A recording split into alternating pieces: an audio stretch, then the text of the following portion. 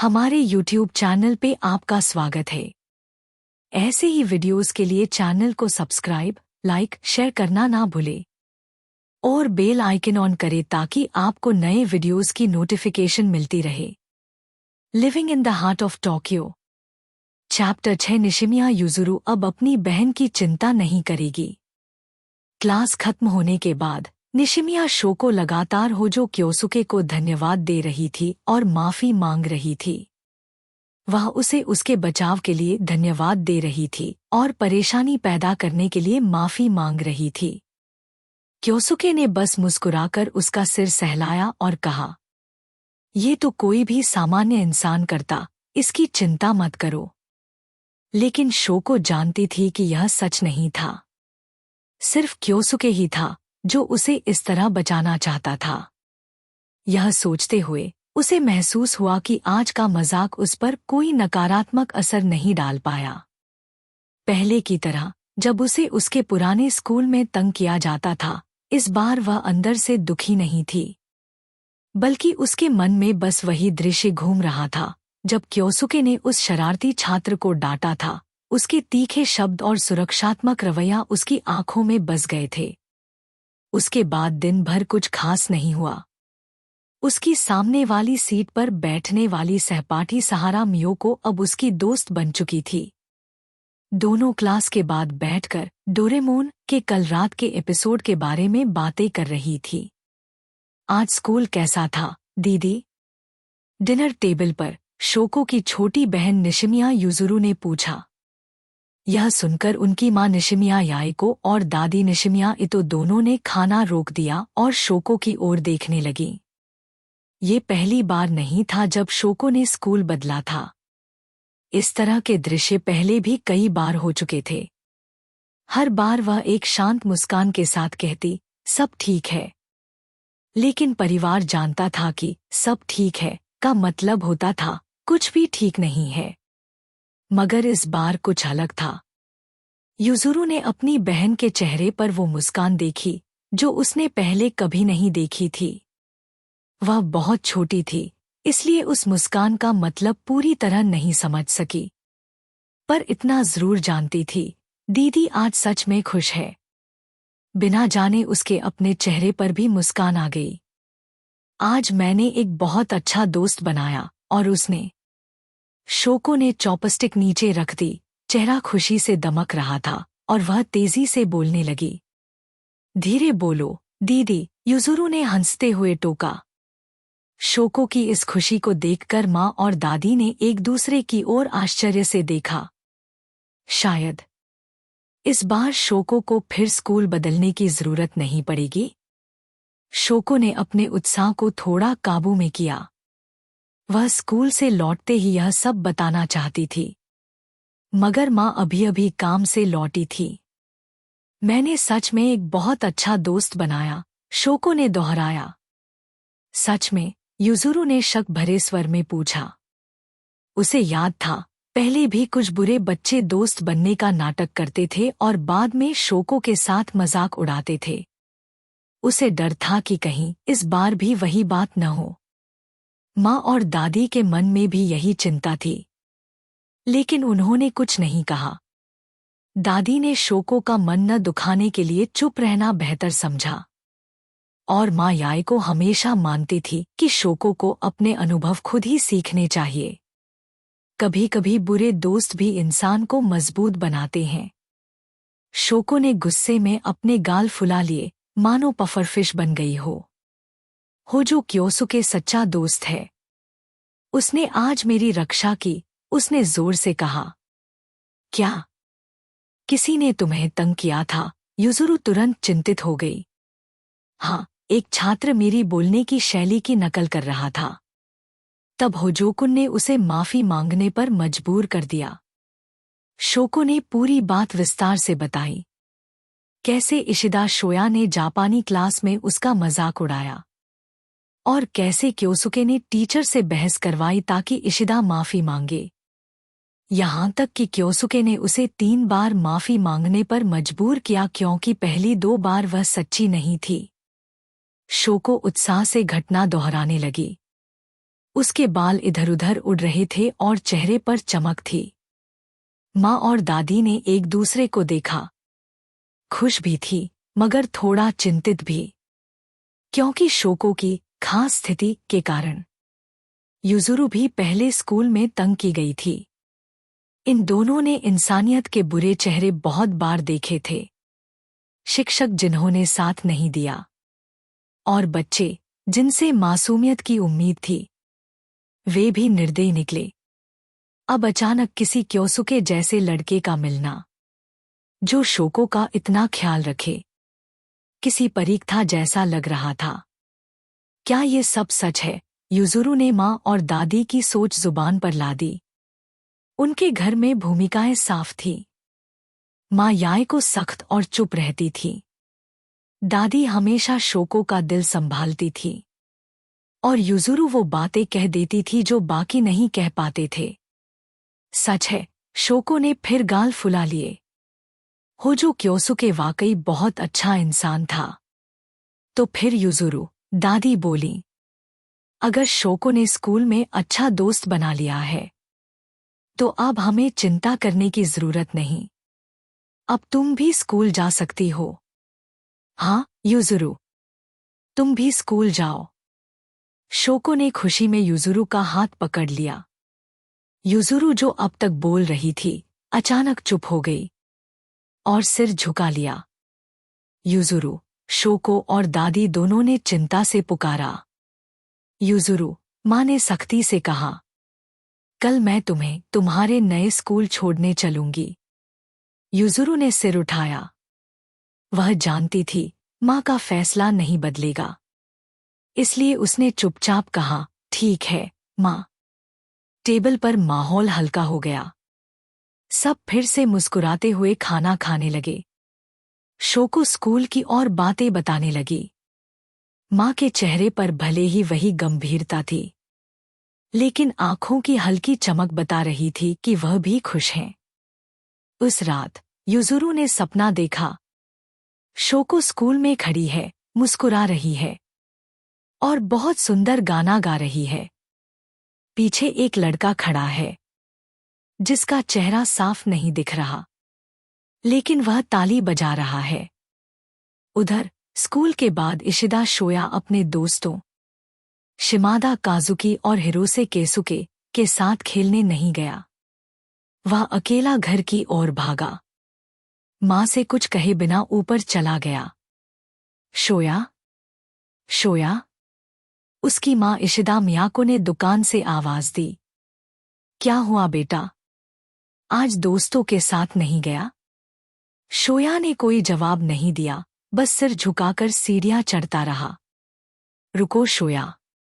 मियाको ने उसे रोका और 2 बार नाम पुकारा, तब वह रुका। क्या हुआ? कुछ नहीं, बस काजुकी को कोचिंग जाना था, इसलिए साथ नहीं खेला। शोया, क्या बात है? मैं बस चिंतित हूं। कुछ नहीं माँ। वह चिल्लाया और ऊपर भाग गया। मियाको ने सीढ़ियों की ओर देखा। दिल में भारीपन था। उसे समझ नहीं आ रहा था कि उसके नटखट बेटे को क्या हो गया। शायद उसे टीचर को फोन करना चाहिए। उसने फोन उठाया और कॉल किया। हेलो, क्या ये ताकेउची सेंसेई हैं? मैं इशिदा शोया की माँ बोल रही हूँ। हाँ, क्या बात है? दरअसल आज वह घर कुछ अजीब हालत में लौटा है। क्या स्कूल में कुछ हुआ? समझ गया। माफ कीजिए, मैं कल उससे बात करूंगा। धन्यवाद। कॉल कटने के बाद मियाको वहीं खड़ी रह गई। हाथ अभी भी रिसीवर पर था। वह सोच रही थी, कब उसका बेटा इतना बदल गया? वह तो बस एक शरारती बच्चा था, लेकिन अब ऐसा लग रहा था जैसे वह किसी असहाय सहपाठी को तंग करने वाला बच्चा बन गया हो। आगे क्या हुआ इसके लिए चैनल से जुड़े रहे। लाइक, शेयर और सब्सक्राइब करें। चैप्टर 7 यामाउची सकुरा को अग्न्याशय की बीमारी से कैसे बचाएं। नाई की दुकान का दरवाजा धीरे से बंद करते हुए इशिदा मियाको सीढ़ियां चढ़कर ऊपर गईं। शोया, मुझसे थोड़ी बात करनी है, उसने कहा। इशिदा शोया वीडियो गेम खेल रहा था। उसके हाथ बेतहाशा कंट्रोलर के बटन दबा रहे थे, मानो वह अपनी झुंझलाहट वहीं निकालना चाहता हो। अभी नहीं, मैं बिजी हूं। शोया, कहा ना, मैं बिजी हूं। मियाको बिना हिचकिचाए आगे बढ़ी और गेम का प्लग खींच लिया। मैंने अभी ताकेउची सेंसेई को फोन किया। उन्होंने मुझे बताया कि आज स्कूल में क्या हुआ। ओह, आप हमेशा मेरी जिंदगी में दखल क्यों देती हैं? गेम की स्क्रीन काली होते ही शोया ने कंट्रोलर फेंक दिया और सिर तकिए में छिपा लिया। शोया, तुमने ऐसा कैसे किया? वो तो बस मजाक था। हमेशा की तरह। इतना बड़ा मामला क्यों बना दिया सबने? आप, ताकेउची सेंसेई और वो झकास हो जो भी। बोलते बोलते शोया की आंखों से आंसू बहने लगे। शोया, बेटे की हालत देखकर मियाको के चेहरे की नाराजगी धीरे धीरे ममता में बदल गई। वह तातामी पर घुटनों के बल बैठी और उसके पास रेंग कर आई। तकिया हटाया और एक मुलायम तौलिए से उसके आंसू पोंछने लगी। शोया, उसने नरम स्वर में कहा, हर बात को मजाक नहीं बना सकते। कुछ सीमाएं होती हैं, अगर उन्हें पार करो तो किसी को चोट पहुंचती है। निशिमिया शो को सुन नहीं सकती, इसलिए उसकी बोलने की शैली अलग है। लेकिन वो उसकी पसंद नहीं है, वो उसकी बदकिस्मती है। किसी की बदकिस्मती का मजाक उड़ाना बहुत बुरी बात है। माँ की गोद की गर्माहट में शोया की सिसकियां धीरे धीरे थम गईं। फिर भी उसने तर्क दिया, मैंने ऐसा मतलब से नहीं किया था। लेकिन तुमने किया, और इससे शोको को तकलीफ पहुंची। अगर वो बेवकूफ हो जो बीच में नहीं आता, तो उसे पता भी नहीं चलता क्या हुआ था। शोया, होजो ने कुछ गलत नहीं किया। तुम्हें उससे सीखना चाहिए। क्या? उससे सीखूं? कभी नहीं। मियाको ने धीरे से बेटे के बिखरे बालों पर हाथ फेरा और सोचा, उसे यह बात समझाई कैसे जाए। शोया, याद है चौथी क्लास में जब तुम्हारा झगड़ा हुआ था? कैसे भूल सकता हूं? उन लड़कों ने कहा था। कहा था? क्या कहा था? उन्होंने कहा कि मेरा कोई पिता नहीं है। तो फिर सोचो, तब उन्होंने तुम्हारी बदकिस्मती को मजाक बनाया था। ठीक वैसे ही जैसे तुमने निशिमिया के साथ किया। मैं, जरा सोचो, तब तुम्हें कैसा लगा था? वैसे ही अब निशिमिया को लग रहा है। इसलिए कल जाकर उसे सही से माफी मांगना, ठीक है? मियाको के चेहरे पर एक कोमल मुस्कान आई। ठीक है, शोया ने धीरे से सिर हिलाया। उधर स्कूल के बाद होजो क्योसुके स्कूल गेट की ओर बढ़ा। क्योसुके, इधर आओ। एक छोटी लड़की पहले से ही वहां खड़ी थी। उसने उसे देखते ही हाथ हिलाया और उछलने लगी ताकि वो देख ले। सकुरा, मैंने कहा था ना, स्कूल के गेट पर इतना चिल्लाया मत करो। अरे, अब सब जा चुके हैं, क्या फर्क पड़ता है?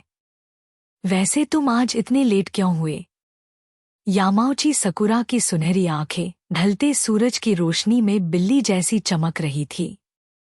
वह काफी देर से इंतजार कर रही थी, फिर भी चेहरे पर जरा भी झुंझलाहट नहीं थी। उसकी निश्चल मुस्कान, चुलबुली आवाज और हवा में हिलती भूरी पोनीटेल, सब में वही पुरानी जीवंतता थी। तुम्हारे पास हमेशा कोई बहाना होता है। चलो अब, तुम्हारी माँ ने शायद डिनर बना लिया होगा और तुम्हारा इंतजार कर रही होगी। अरे हाँ, डिनर की बात निकली, मैंने माँ से कहा था आज टोंकात्सु बनाना। आओ ना, हमारे घर खाना खाओ। यामाउची माँ को तो सकुरा की माँ एक पारंपरिक जापानी महिला थी, जो अपनी जोश से भरी बेटी से बेहद प्यार करती थी। नहीं, अगर मैं तुम्हारे घर चला गया तो मेरी माँ अकेली खाएगी। वो ठीक नहीं लगेगा। क्योसुके ने साफ मना कर दिया। ऐसी बातचीत लगभग रोज होती थी। वह मना कर देता, फिर भी सकुरा हर दिन डिनर मेन्यू बताकर उसे बुलाती। अरे, तो अपनी माँ को भी साथ ले आओ ना। नहीं, बहुत झंझट है। और वैसे भी आज तुम्हारा महीने का आखिरी फ्राइड फूड अलाउंस है ना? ओह, ठीक है, ठीक है। सकुरा ने मुंह फुलाया, लेकिन उसके चेहरे से खुशी गायब नहीं हुई। वह चलते चलते कूदने लगी, हर कुछ कदमों पर उछलती हुई।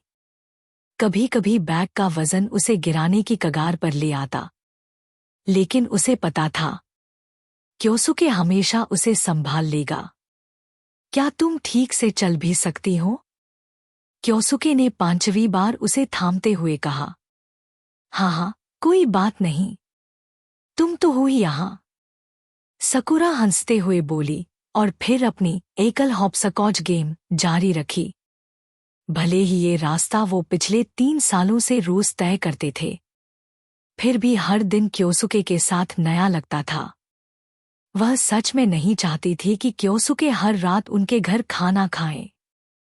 असल में उसका डिनर मेन्यू ऐलान बस उसे यह जताने का तरीका था कि वह उसके लिए चिंता करती है, क्योंकि जब से वो पहली बार मिले थे, यह पड़ोसी लड़का उसके लिए किसी तीसरे अभिभावक जैसा बन गया था। हर सुबह स्कूल से पहले वह आता और कहता, चलो जॉगिंग करनी है। पहली बार उसने सोचा था कि यह मजेदार होगा, जैसे कोई खेलकूद की क्लास या पार्क में झूले पर जाना। पर नहीं, यह तो टाइमर के साथ कड़ी जॉगिंग थी, जिसमें तब तक रुकना नहीं जब तक पूरा न हो जाए। कितनी नाइंसाफी थी। वह तो बस तीसरी क्लास की लड़की थी। हर दिन जॉगिंग क्यों करनी चाहिए उसे? अगली सुबह जब माँ ने दरवाजा खटखटाया, सकुरा, होजोकुन तुम्हें लेने आया है, तो उसने सिर कंबल में छिपा लिया और चिल्लाई, नहीं, आज नहीं जाऊंगी, लेकिन उसने तुम्हारे लिए एक गिफ्ट लाया है। माँ की आवाज में हल्की मुस्कान थी। क्या गिफ्ट? सकुरा ने दरवाजा थोड़ा खोला। उसके पिंक पजामा, जिन पर छोटे छोटे भालू बने थे, झांक रहे थे। मुझे तो कुछ स्वादिष्ट लग रहा है। खुशबू से ही मुंह में पानी आ गया, माँ ने चिढ़ाया। गल्प। सकुरा का खाली पेट सुबक उठा। वह खुद को रोक न सकी। ठीक है, चलो देखती हूँ क्या लाया है। पर जॉगिंग तो नहीं करने वाली। ठीक है, लेकिन जल्दी से कपड़े बदल लो, या फिर पजामा में ही मिलने जाओगी? क्या बात कर रही हो, माँ? शर्माते हुए सकुरा ने दरवाजा जोर से बंद कर लिया। माँ को तो अपनी बेटी की इस प्यारी हरकत पर मुस्कुरा उठीं। इतनी मासूम और प्यारी बेटी हर माँ बाप का सपना होती है। और जहां तक होजो क्योसुके की बात थी, माकोतो के मन में कई सवाल थे। इतनी कम उम्र में कोई लड़का इतनी अनुशासनप्रियता से एक्सरसाइज क्यों करता है? और फिर वह अपनी जॉगिंग में सकुरा को साथ क्यों ले जाता है? क्या उसे अकेले जॉगिंग करना उबाऊ लगता है? और आज तो उसने सकुरा के ना कहने का अंदाजा पहले से लगा लिया था, इसलिए पहले ही खाने की चीज ले आया था। माँ को तो मुस्कुराई। आह, क्या यही चाइल्डहुड स्वीटहार्ट्स कहलाते हैं? उनके विचार धीरे धीरे बहकने लगे, जहां वह अपनी बेटी को सफेद किमोनो में मंडप की ओर जाते देख रही थी। चेहरे पर हल्की मुस्कान लिए माँ को तो वहीं खड़ी सपनों में खो गई। चैप्टर 8 छोटी लड़की को लुभाना। माँ, आप अभी भी वहीं क्यों खड़ी हैं? जॉगिंग ड्रेस में तैयार यामाउची सकुरा ने अपनी माँ की ओर देखा, जो अब भी दरवाजे के पास खड़ी थी, और हैरान होकर सिर तिरछा किया। अरे, कुछ नहीं। मैं तो बस तुम्हारे साथ नीचे जाने का इंतजार कर रही थी। तो चलिए ना फिर। ऐसा कहते हुए सकुरा ने जोर से निगल लिया। सकुरा, क्या तुम सच में जॉगिंग के लिए तैयार हो? बिल्कुल नहीं। मैं तो बस ये देखना चाहती हूँ कि होजो मेरे लिए क्या लाया है। भले ही वह एक बच्ची थी, लेकिन उसके अपने छोटे छोटे सिद्धांत थे। जैसे उसने अभी तक होजो को देखा भी नहीं था, फिर भी उसे पक्का यकीन था कि वह कोई स्वादिष्ट चीज लेकर आया है ताकि उसे जॉगिंग के लिए मनाया जा सके। इसलिए चाहे वह चीज उसे पसंद आए या नहीं, वह फिर भी उसके साथ जॉगिंग के लिए जाती, तोहफे के लिए नहीं, बल्कि उस भावना के लिए जो उसके पीछे छिपी थी। दिल की गहराइयों में वह भी उस लड़के के साथ समय बिताना चाहती थी जो उसके बगल के घर में रहता था। हालांकि वे अभी ज्यादा समय से नहीं जानते थे, फिर भी सकुरा को लगता था कि होजो क्योसुके बाकी बच्चों जैसा नहीं है। वह एक छोटे भाई जैसा नहीं, बल्कि एक बड़े भाई जैसा महसूस होता था। कल की सुबह की जॉगिंग थकाने वाली थी, लेकिन मजेदार भी। जब वह रुकना चाहती थी, तो वह उसे हौसला देता रहा, और जब वह सच में नहीं दौड़ पाई, तो उसने उसका हाथ पकड़कर साथ दौड़ा। अंत में उसने उसे स्वादिष्ट जूस दिया और सिखाया कि कैसे स्ट्रेच करना चाहिए ताकि मांसपेशियों में दर्द न हो। हाय, शायद मुझे उस पर दया करनी चाहिए कि उसे अकेले दौड़ना पड़ता है, सकुरा ने मन ही मन सोचा। जब वह लिविंग रूम में पहुंची, तो उसने होजो को देखा। छोटे, सधे हुए बाल, साफ सुथरा चेहरा और आंखों में एक नरम सी गर्माहट। वह भी स्पोर्ट्स ड्रेस पहने था, बस रंग अलग था, और हाथ में एक थर्मस लेकर सोफे पर बैठा था। यामाउची, आ गई तुम?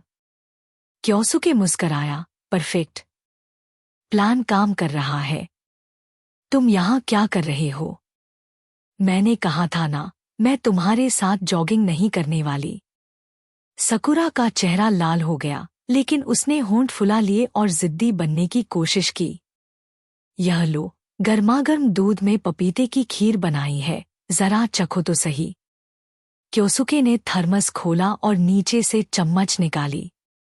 वाह, ये खुशबू! जब थर्मस बंद था, तब सकुरा को लगा था कि उसकी माँ बस झूठ बोल रही हैं। लेकिन जैसे ही उसने ढक्कन खोला, दूध और पपीते की मीठी खुशबू पूरे कमरे में फैल गई। मुझे दो, मुझे दो! सकुरा दौड़ कर आई। वह दिखावे वाली लड़की नहीं थी, सीधी, जिंदा दिल। थोड़ी देर पहले जो जिद कर रही थी, वो बस इसलिए कि उसे लालची ना समझा जाए। पर अब इस खुशबू के सामने वह सब भूल गई। थर्मस में झांकते ही उसने देखा, गोल सुनहरे पपीते के बॉल्स दूध में तैर रहे थे, ऊपर से हल्की भाप निकल रही थी। कितना स्वादिष्ट दिख रहा है, उसने सोचा। एक चम्मच उठाया और सीधे मुंह में डाल लिया। वाह, कितना टेस्टी है! पपीता नरम और मीठा था, दूध में पूरी तरह भीगा हुआ। हर कौर में दूध की मलाईदार मिठास और पपीते की ताजगी का मेल। वह रुक ही नहीं पाई। एक चम्मच, फिर दूसरा। ज्यादा मत खाओ, हमें अभी जॉगिंग करनी है। बाद में भी स्वाद वही रहेगा। ओफ, क्या तुम इंतजार नहीं कर सकते थे जब तक मैं खत्म कर लूं? सकुरा ने नाराज होकर मुंह फुलाया, लेकिन फिर भी चम्मच नीचे रख दी। ज्यादा खाओगी तो पेट में दर्द होगा। ठीक है, ठीक है। चलो। थर्मस बंद करके सकुरा उठी। क्या मुसीबत है? तीसरी क्लास की लड़की को ये सब झेलना पड़ रहा है। जब आखिरकार क्योसुके ने जॉगिंग खत्म घोषित की, तो सकुरा जमीन पर ढेर हो गई। उठो यामाउची, जॉगिंग के बाद बैठना नहीं चाहिए। थोड़ी देर चलो। नहीं, अब बस। मुझे मार दो, मैं नहीं उठने वाली। क्योसुके हंस पड़ा और झुककर उसका हाथ पकड़ लिया। चलो, मैं मदद करता हूँ। वह उसका सहारा बनकर साथ चलने लगा। अरे होजो, तुम्हें पता नहीं क्या, लड़कियों को ऐसे छूना मना है। सकुरा का चेहरा फिर से लाल हो गया। लेकिन हम तो बस तीसरी क्लास में हैं। ओह, हाँ, ठीक है, माफ किया। बाद में जब वे घर लौटे, सकुरा फिर से वही खीर खाने लगी। वाह, ये तुम्हारी माँ ने बनाई? उसने पूछा।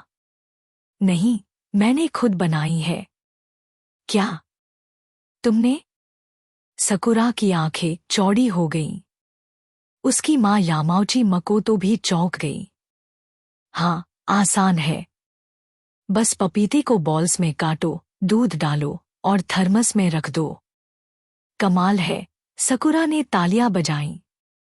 अगर तुम्हें पसंद है तो मैं रोज बना दूं।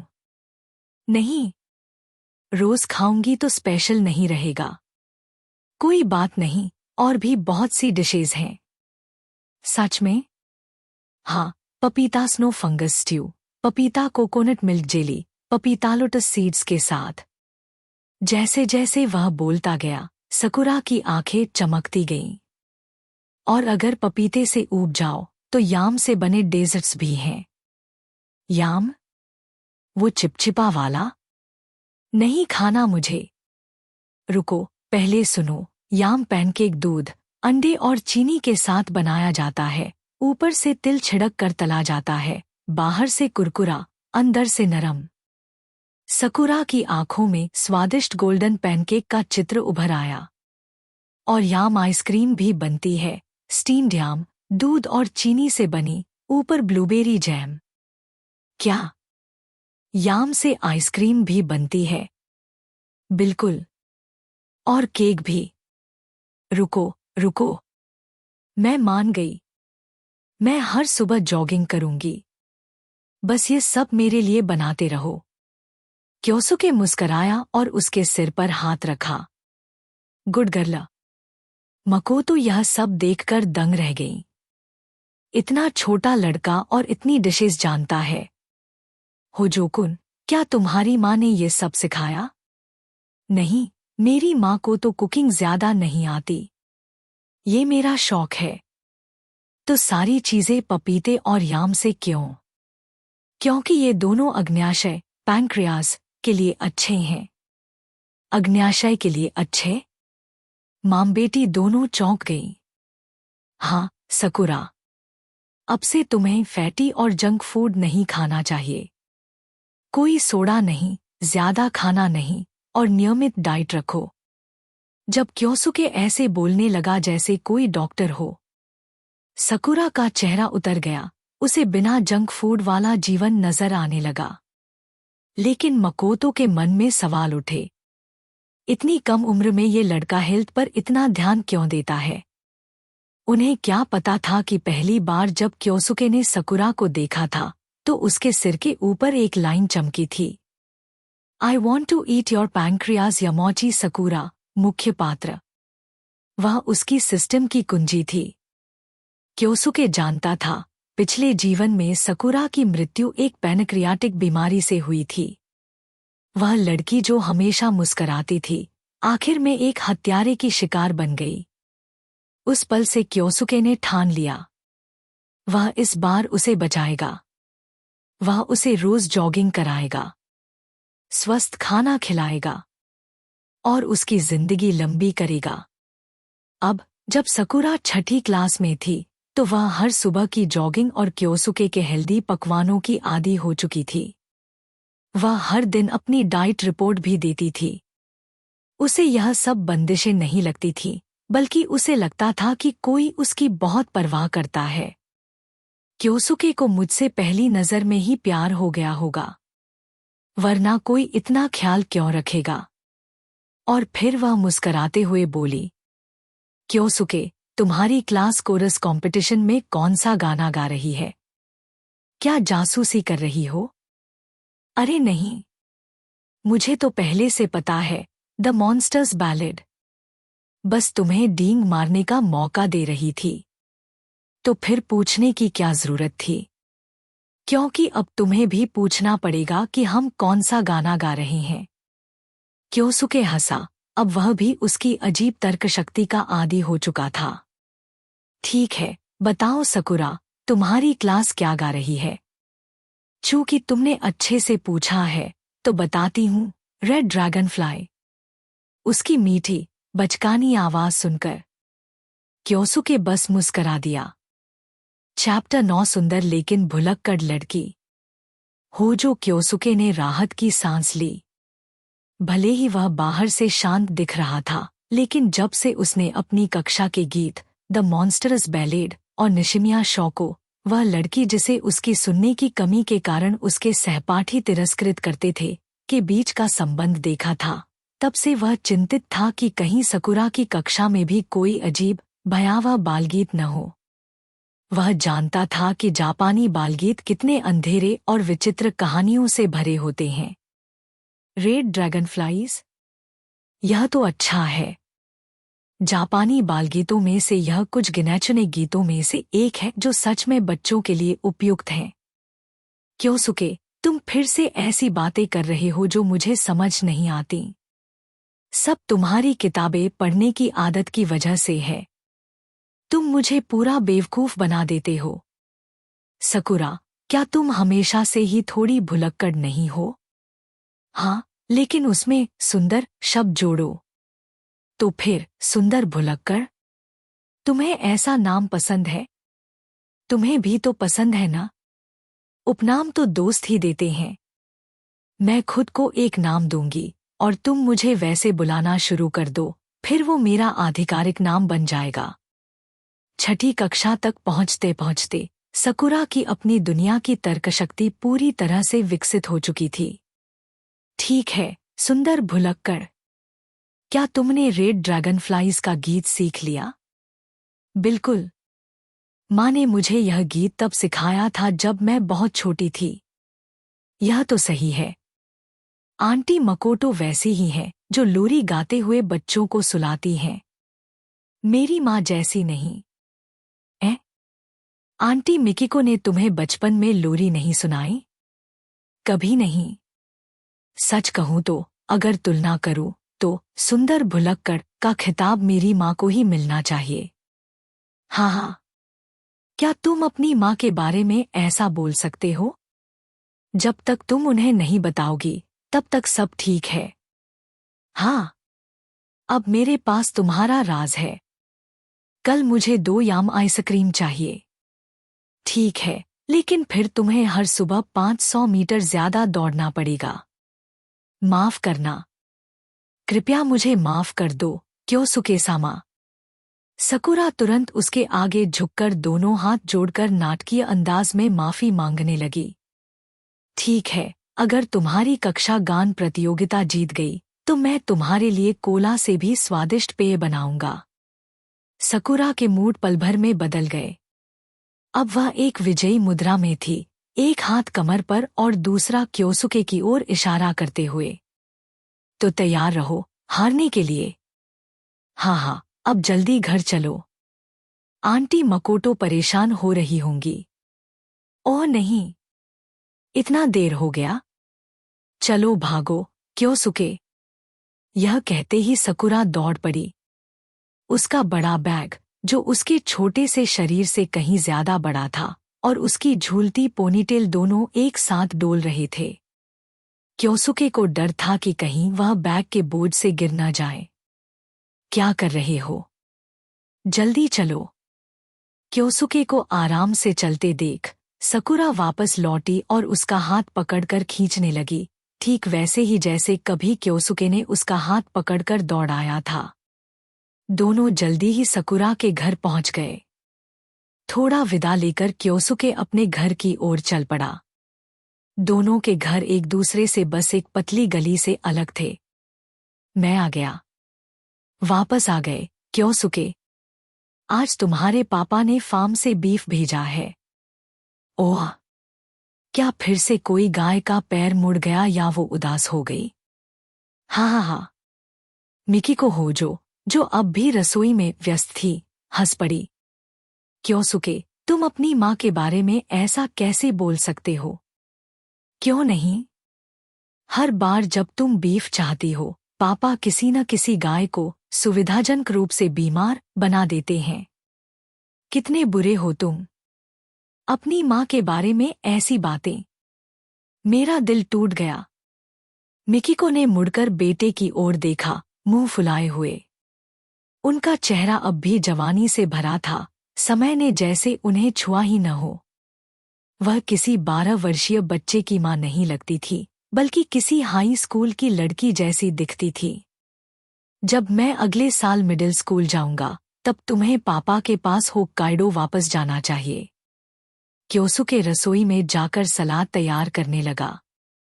उसकी सुंदर भुलक्कड़ माँ को बीफ के अलावा कुछ भी बनाना ठीक से नहीं आता था। जब तक उसके पिता होजो इचिरो दादा के बुलावे पर फॉर्म नहीं गए थे, तब तक घर का सारा काम वही करते थे और माँ बाहर काम करती थी। बाद में जब पिता होक्काइडो लौट गए, तो उन्होंने अपने पिता की उम्र और जिम्मेदारी देखकर वहीं रुकने का फैसला किया। उन्होंने परिवार को भी साथ आने को कहा, पर मिकिको ने मना कर दिया कि स्कूल बदलने से क्योसुके की पढ़ाई प्रभावित होगी। इसलिए वह अपने बेटे के साथ टोक्यो के उत्तर पूर्व कोने के एक छोटे से कस्बे में अकेली रहने लगी। उनके माता पिता ने मदद की पेशकश की, पर उन्होंने कहा, यह मेरे बेटे का बचपन है, मैं इसे किसी के साथ बांटना नहीं चाहती। इन शब्दों के साथ इस सुंदर भुलक्कड़ ने किसी तरह घर संभालना सीखा। सौभाग्य से चौथी कक्षा तक आते आते क्योसुके घर के सारे काम करने में निपुण हो गया था। वह हर दिन स्कूल के बाद रात का खाना बनाता और अपनी माँ का लंच तैयार करता। मिकिको केवल एक ही चीज अच्छी तरह बना पाती थी, बीफ।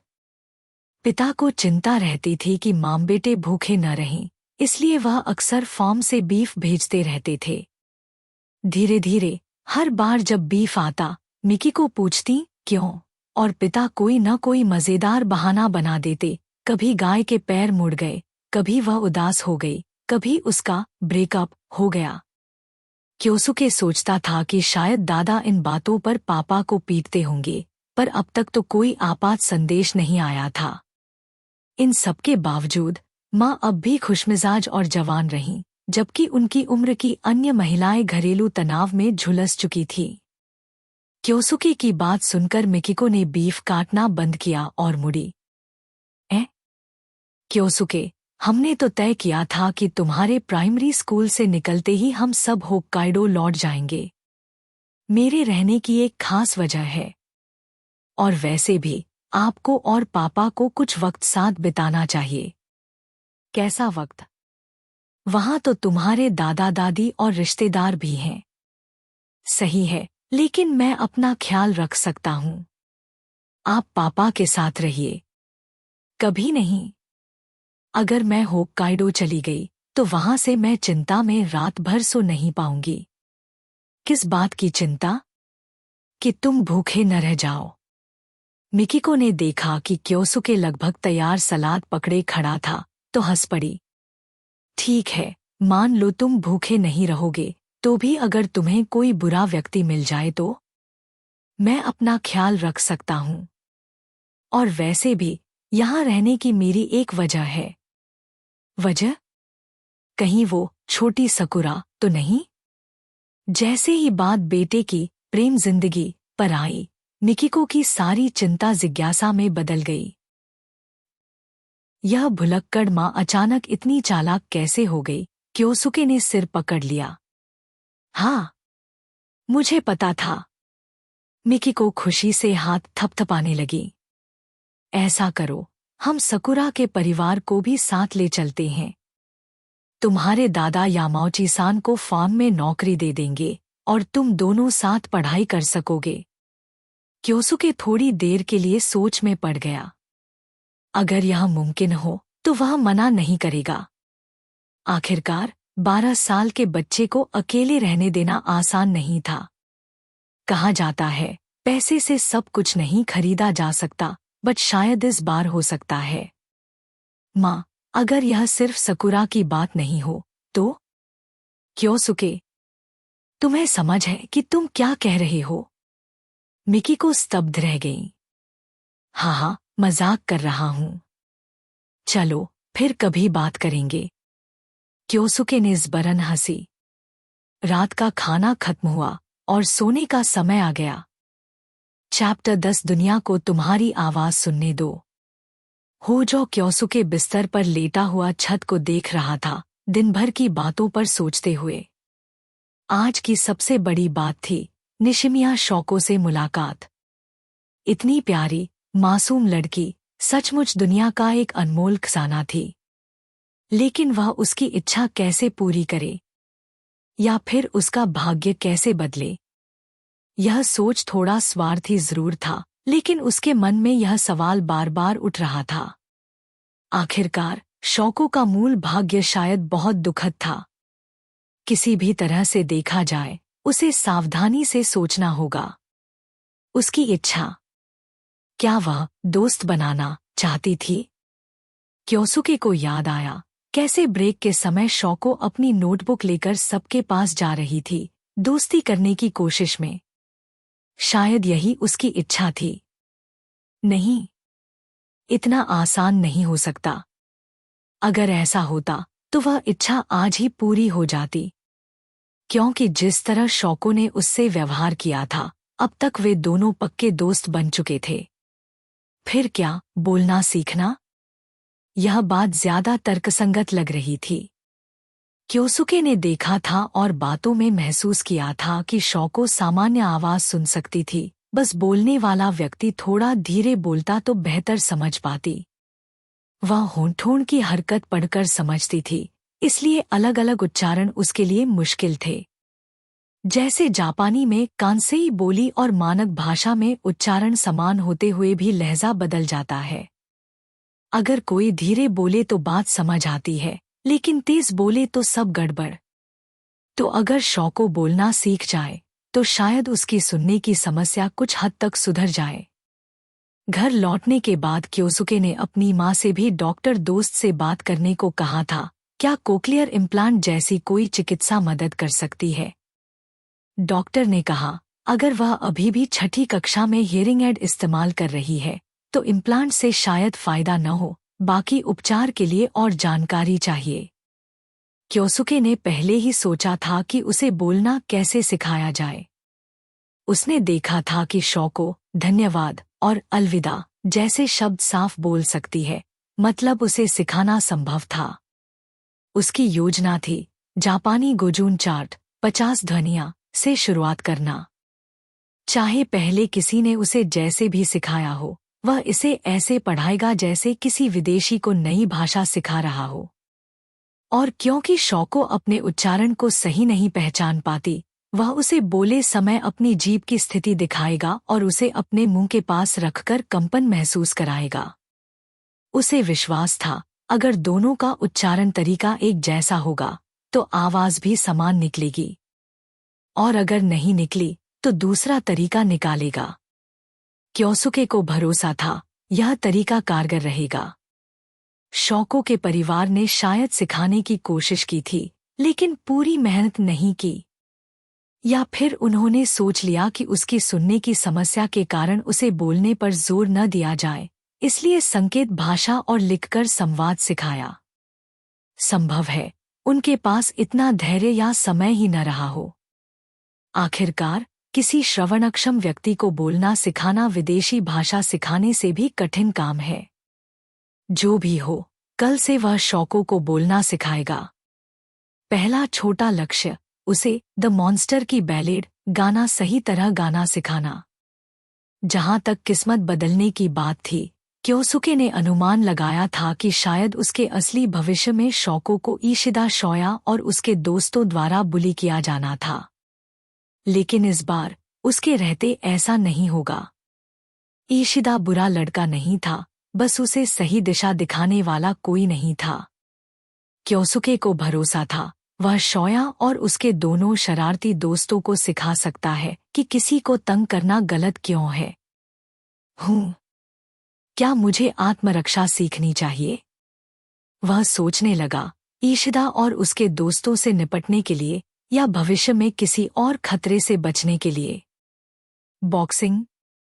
नहीं, नंगे हाथों की लड़ाई ज्यादा खतरनाक है। शायद कोई हथियार? नहीं। कैसा रहेगा जापानी पारंपरिक केंडो? हाँ, यही ठीक रहेगा। जब जापान में हूं तो जापानी कला ही सीखनी चाहिए। जल्द ही शुरू करता हूं। अगली सुबह हमेशा की तरह वह सकुरा के साथ जॉगिंग करने गया। छोटी सी लड़की हमेशा की तरह चहकती रही। क्योसुके, आज पीई क्लास है, बहुत मजा आएगा।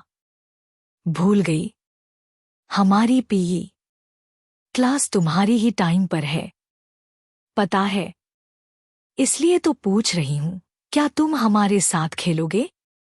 सकुरा हमेशा की तरह प्यारी लग रही थी, नीला निट स्वेटर, सफेद टी शर्ट और ग्रे शॉर्ट्स में। कांतो क्षेत्र के मौसम के लिए बिल्कुल सही पोशाक। ठीक है, मिलते हैं पीई में। कक्षा के दरवाजे पर उसने जोर से हाथ हिलाया। अरे बेवकूफ, भीड़ में ऐसे चिल्लाती क्यों हो? क्यों नहीं? घर आकर कोई मैं आ गई कहता है ना, वैसा ही सबको पता चल जाता है कि मैं यहां हूं। इतना कहकर उसने अपनी सहेली ताकिमोतो क्योको को गले लगा लिया। क्योसुके, इतना डांटो मत उसे, क्योको ने मुस्कुराते हुए कहा। चलो, मिलते हैं पीई में। क्या बात है, मेरा नाम बाद में क्यों लिया? सकुरा ने मुंह फुलाया। क्योसुके बस हाथ हिलाकर चला गया। वह जानता था, अगर बहस की तो देर हो जाएगी। कक्षा में प्रवेश करते ही उसने देखा, ज्यादातर बच्चे आ चुके थे। Good morning, Hojokun. एक नोटबुक उसके सामने आई, शोको ने उसमें लिखा था। उसके चेहरे पर खुशी थी। कल के बाद से वह आज का बेसब्री से इंतजार कर रही थी। पहले कभी किसी स्कूल में उसे ऐसा महसूस नहीं हुआ था, जहां कोई उसकी मदद करे, उसकी रक्षा करे। लेकिन अब क्योसुके था। उसकी आंखों में सच्ची दया थी। और सहारा नाम की नई दोस्त भी थी। बाकी बच्चे सिर्फ जिज्ञासु थे या सतही तौर पर बात करते थे। जैसे कवाई मिकी, जो ऊपर से मीठी थी पर शौको को बुरा एहसास देती थी। Good morning, Shoko. अब से मुझे नाम से बुलाना, क्योसुके ने धीरे और साफ बोला, लिखने की बजाय। वह अब से शौको को सुनना बोलना सिखाने की शुरुआत करना चाहता था। क्या सच में? मैं तुम्हें क्योसुके कह सकती हूँ? हाँ, लेकिन धीरे बोलो, शौको। हम दोस्त हैं, दोस्तों को नाम से बुलाना सामान्य है। ओके। कक्षा शुरू होने से पहले क्योसुके ने उससे अपनी योजना साझा की। शौको, क्या तुम्हारे परिवार ने तुम्हें बोलना नहीं सिखाया? मेरी दादी सिखाती हैं, उसने लिखा। तो अब तक सामान्य बातचीत क्यों नहीं कर पाती? दादी बहुत कोशिश करती हैं, लेकिन उन्हें मेरी छोटी बहन की देखभाल भी करनी पड़ती है, इसलिए मैंने इशारों की भाषा सीखना शुरू किया ताकि उन्हें परेशानी न हो। क्योसुके चुप रहा, उसके दिल में शौको के लिए और सम्मान बढ़ गया। मेरे माता पिता का तलाक तब हो गया था जब मैं बहुत छोटी थी। माँ रोज देर तक काम करती हैं, इसलिए दादी हमारा ख्याल रखती हैं। उसके चेहरे पर कोई शिकायत नहीं थी, सिर्फ शांति। मैं तुम्हें बोलना सिखाना चाहता हूँ, क्योसुके ने कहा। शौको हैरान रह गई, क्या कहा? दोबारा बोलो। मैं तुम्हें बोलना सिखाना चाहता हूँ। शौको ने अपनी आंखें चौड़ी कर लीं। क्या यह सच है? क्योसुके मुझे बोलना सिखाना चाहता है। अगर नहीं चाहो तो छोड़ दो, लेकिन कम से कम मुझे द मॉन्स्टर की बैलेड सिखाने दो। नहीं, मैं चाहती हूं। उसकी आवाज साफ नहीं थी, पर उसका चेहरा सब कह रहा था। तो आज से शुरू करते हैं, हर ब्रेक में। हाँ। पहली क्लास मैथ्स की थी, ताकेउची सर पढ़ा रहे थे और क्योसुके हमेशा की तरह झपकी ले रहा था। ब्रेक में शौको ने उसे हल्के से हिलाया। ओह, क्लास खत्म? माफ करना, शौको। अगली बार जोर से हिलाना। कोई बात नहीं। अगर थके हो तो और सो जाओ, मैंने नोट्स बना लिए हैं। नहीं जरूरत, मुझे सब आता है। क्योसुके बहुत कमाल के हो, शौको ने लिखा। चलो, अब पढ़ाई शुरू करें। पहले 5 स्वर। ठीक है। उसने बड़ी लगन से सिर हिलाया। देखो, जब बोलते हो, जीभ नीचे के दांतों को छूनी चाहिए। क्योसुके ने योजना के अनुसार धीरे धीरे सिखाया। सिर्फ एक ब्रेक में शौको ने 2 ध्वनियां सीख लीं। उसकी योजना थी रोज 10 ध्वनियां। एक हफ्ते में पूरा अक्षरमाला खत्म। फिर शब्दों की बारी। जब घंटी बजी, उसने नोट समेटे। बाकी बाद में, तुम क्लास में रिवीजन करो। धन्यवाद, क्योसुके। उसकी नोटबुक घनी लिखी हुई थी। उसने क्योसुके की हर बात नोट कर ली थी। अब क्योसुके नींद नहीं ले पा रहा था, उसका मन पढ़ाई में था। वह हिगाशी मिडिल स्कूल की एंट्रेंस टेस्ट की तैयारी कर रहा था। अगर वह वहां दाखिला ले लेता, तो उसे टोक्यो में डॉर्म में रहने की इजाजत मिल जाती। वह हकोदाते वापस नहीं जाना चाहता था। उसे पता था, टोक्यो ही उसके भविष्य की कुंजी है। इसी बीच उनकी क्लासमेट उएनो नाओका कुंठित बैठी थी। लड़के हमेशा ऐसी शांत, मासूम लड़कियों की तरफ क्यों खिंचते हैं? ब्रेक में उसने देखा, क्योसुके शौको को इतनी धैर्य से सिखा रहा था, यहाँ तक कि उसे अपना चेहरा छूने दे रहा था, और वह ईर्ष्या से पेंसिल तोड़ने वाली थी।